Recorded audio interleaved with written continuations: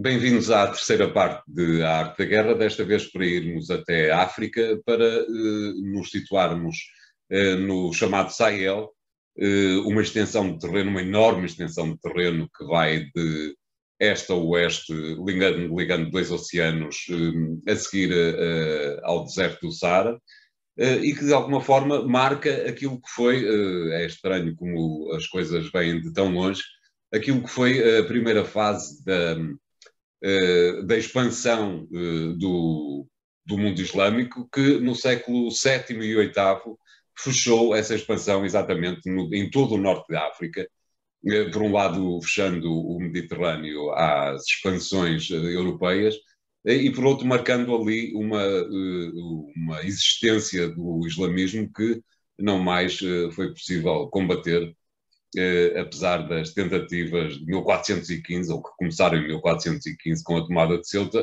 mas que nunca se revelaram suficientemente eficazes. É uma extensão de terreno onde as maiores peripécias estão a acontecer e acontecem sucessivamente, não é assim, Sr. Embaixador? Peripécias e tragédias. Exato.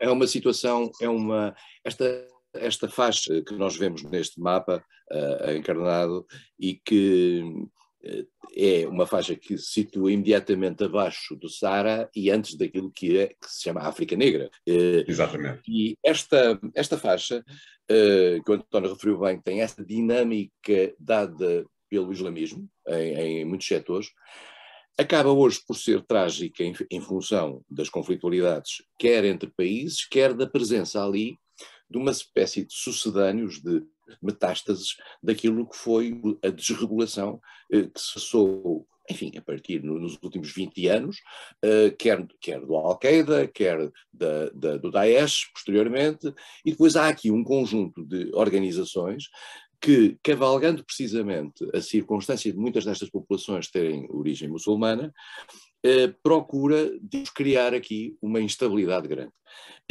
E essa instabilidade, curiosamente, atravessa toda a África. Ela não fica no Sahel, ela baixa, já aqui analisamos a situação em Moçambique. Exatamente. Se calhar, e esta é uma das grandes preocupações que existe neste momento, é a possibilidade disto baixar para o Golfo da Guiné, para abaixo da Nigéria, como se vê no mapa, e tudo isto são países como o Togo, Gana, em cima também a própria Guiné-Bissau, a Guiné-Conakry, tudo isto são países que têm uma mescla em termos étnicos e religiosos, que pode, e mais do que isso, tem uma imensa fragilidade em termos de Estado, que lhes pode dar pode criar algum problema. Eu pediria que pusessem o segundo mapa, que é um mapa mais, digamos, que coloca alguns países mais afetados por esta situação. Nós estamos a falar de países que têm situações com conflitos armados, quer alguns deles entre eles.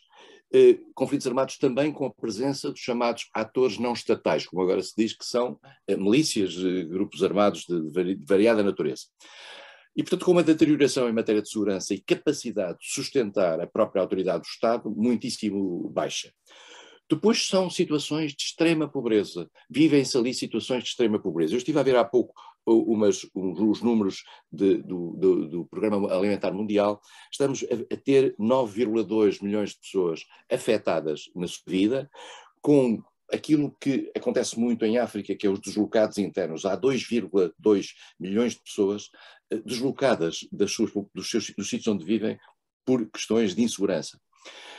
Há uma fome que atravessa aquela zona, há uma grande dificuldade da comunidade internacional, nomeadamente as agências das Nações Unidas, de irem ao terreno e conseguirem colmatar as dificuldades que aquelas pessoas sentem.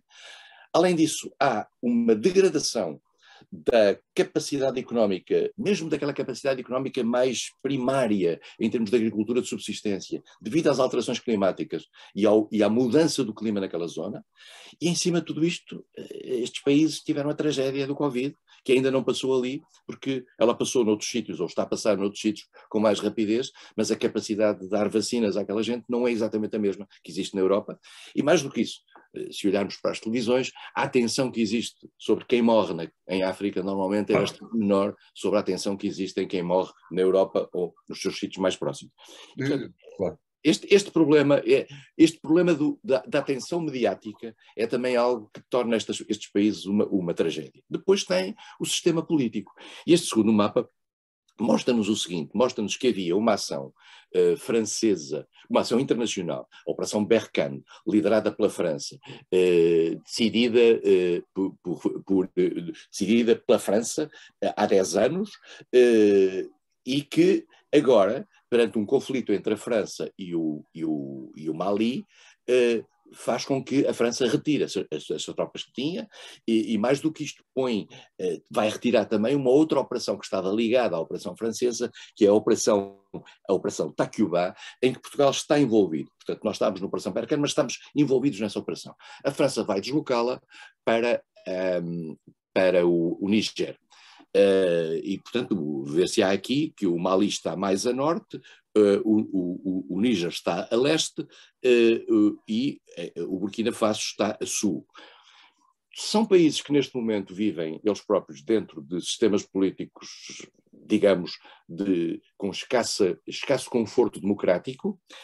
A França, ao fazer esta movimentação, demonstra, em primeiro lugar, que o começo da perda de alguma influência que tradicionalmente tinha nestas zonas. Mas também não é por acaso que vai para o Níger. É que no Níger é onde estão as principais reservas de urânio, que são absolutamente fundamentais para a França, para a sua indústria nuclear. Como é sabido, nas últimas semanas, não tem muito tempo, a França decidiu parar aquilo que era o desmantelamento das suas centrais nucleares e decidiu, inclusivamente, criar novas centrais nucleares de novo tipo, de mais pequenas, e, portanto, a opção pelo nuclear, que agora, inclusivamente, tem uma justificação maior, tendo em conta aquilo que é as dificuldades em relação ao gás, com esta nova situação russa, é uma opção francesa. E, portanto, a França muda-se para o Níger. Mas, e isto é interessante, a França, ao mesmo tempo, vai deixar o Mali, e ao deixar o Mali, quem é que estava no Mali, que estava a preparar-se para tomar conta do apoio ao governo do Mali, que é uma ditadura condenada por todos os países da região, agora alguns desses países sejam também chefiados por ditaduras, e algumas delas também ditaduras militares, portanto não são flores que se cheirem a alguns deles. O que é que estava no Mali? O chamado agrupamento Wagner. O que era o agrupamento Wagner? Era um conjunto de forças especiais, mercenários, ou chamemos como quisermos, russos, que estavam a atuar, que já tinham atuado na Líbia e que pareciam estar a atuar, tudo indicava que era. Em Moçambique também havia notícias disso. Exatamente, em Moçambique também, muito antes de forças africanas os substituírem. Estavam ali, digamos, subsidiados pelos governos locais, naturalmente, mas com a mão de Moscovo por trás.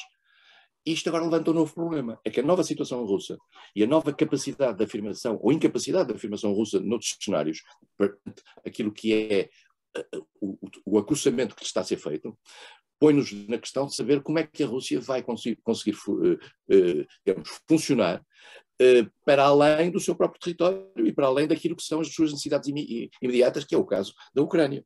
Por exemplo, o que é que se vai passar com a operação russa na Síria?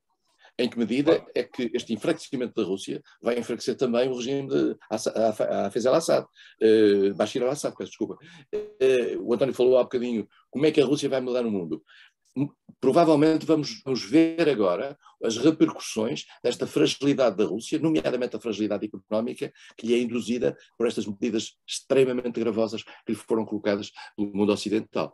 E, portanto, o Mali, e esta situação aqui no Mali, vai ser um teste relativamente a isto.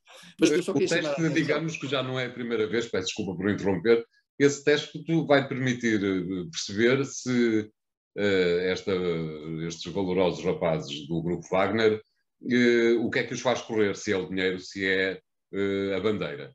Eu acho que os faz correr o dinheiro, como aliás outros, eles não são os únicos que têm o exclusivo das ações internacionais nessa matéria. Claro. Mesmo em África, na África do Sul havia batalhões nesse sentido, os americanos tinham estruturas nesse sentido que usaram, por exemplo, no Iraque, os contractors em algumas destas áreas que usavam no Afeganistão. E, aliás, há quem diga que a debacle do Afeganistão tem a ver com a circunstância de essas forças, que normalmente são forças que existem para treinar os exércitos locais. Exato. A base é essa, não é tanto forças de combate, é forças de treino nos exércitos locais.